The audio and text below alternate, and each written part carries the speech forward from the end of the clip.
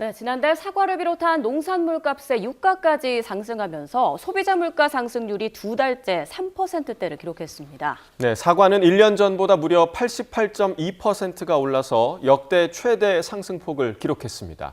취재기자 연결합니다. 이승은 기자.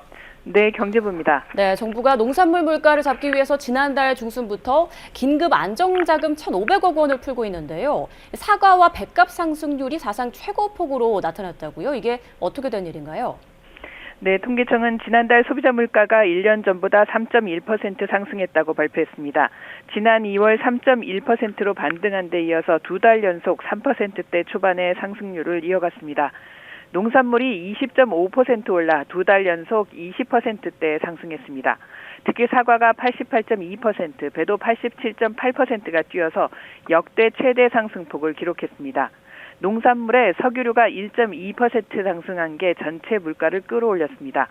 석유류가 오른 건 14개월 만입니다. 물가의 기조적 흐름을 보여주는 근원 물가는 2.4%, 체감 물가에 가까운 생활 물가 지수는 3.8% 상승했습니다. 정부 농축산물 긴급안정자금은 지난달 중순부터 본격 투입되고 있는데요. 통계청 조사의 특성상 납품단가 지원 효과는 반영되지만 마트 회원이거나 특정 카드로 결제해야 혜택을 받는 할인 지원은 통계에 반영되지 않는다고 정부는 설명했습니다. 앞으로 물가는 국제 유가와 날씨에 크게 좌우될 전망입니다. 최상목 부총리의 말을 들어보시겠습니다. 4월부터 기상 여건이 개선되고 정책 효과가 본격화되면서 추가적인 특이 요인이 발생하지 않는 한 3월에 연간 물가의 정점을 찍고 하반기로 갈수록 빠르게 안정화될 것으로 전망됩니다. 네, 이렇게 가격이 많이 오른 사과를 비롯해서 국산 과일 생산과 공급 대책도 나왔죠? 그렇습니다. 정부는 오늘 아침 열린 물가관계 장관회의에서 과수산업 경쟁력 제고 방안을 발표했습니다.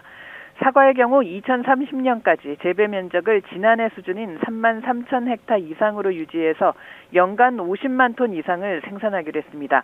계약 재배 물량도 지난해의 3배 수준인 15만 톤까지 늘리기로 했습니다.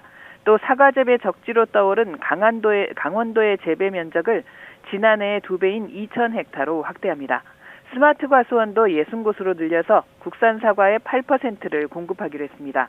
농식품부는 계약 재배 물량 가운데 최대 5만 톤은 출하 시기뿐만 아니라 출하처와 용도까지 직접 관리하는 지정 출하 방식으로 운영해서 급격한 가격 등락에 대응할 방침입니다.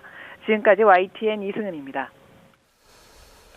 네, 이러한 가운데 한국은행은 소비자 물가 상승률이 유가와 농산물 가격에 따라서 당분간 매끄럽지 않은 흐름을 보일 수 있다고 내다봤습니다.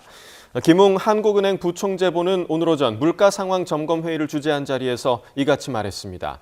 김웅 부총재보는 앞으로 근원 물가 상승률은 완만한 둔화 흐름을 이어가겠고 소비자 물가 상승률도 추세적으로는 둔화 흐름을 나타낼 거라면서도 이같이 덧붙였습니다.